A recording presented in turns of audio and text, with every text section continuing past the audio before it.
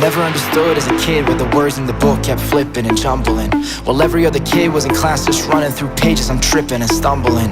How come every time that I'm trying to figure out a sentence, it feels like a math equation? At least with that I got a calculator. Teacher tell me hurry up cause the class is waiting. Damn, anxiety rising, book in my face, try to hide behind it. I don't want them to see that my eyes are crying. Say I gotta go to the bathroom, I lie about it.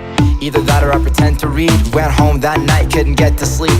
Told my dad how I felt and I hoped that he wouldn't think less of me. That's when he said to me, I know how you feel and I wish you could see what I see in you. If you got nothing left to believe in, know that I believe in you. When the clouds turn gray, just know that a new day's peeking through. When the words on the page all turn into pain, don't be afraid, I'll read to you. Ironic how I couldn't read books, now the books all read to me. Instead of just skimming pages, we're scanning pages, and we listen back easily.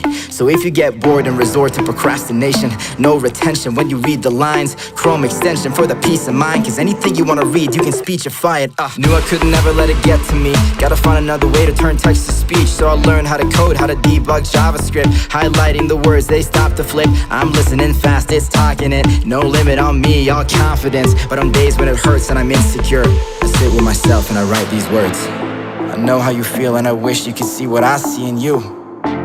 If you got nothing left to believe in, know that I believe in you. When the clouds turn gray, just know that a new day's peeking through. When the words on the page all turn into pain, don't be afraid, I'll read to you.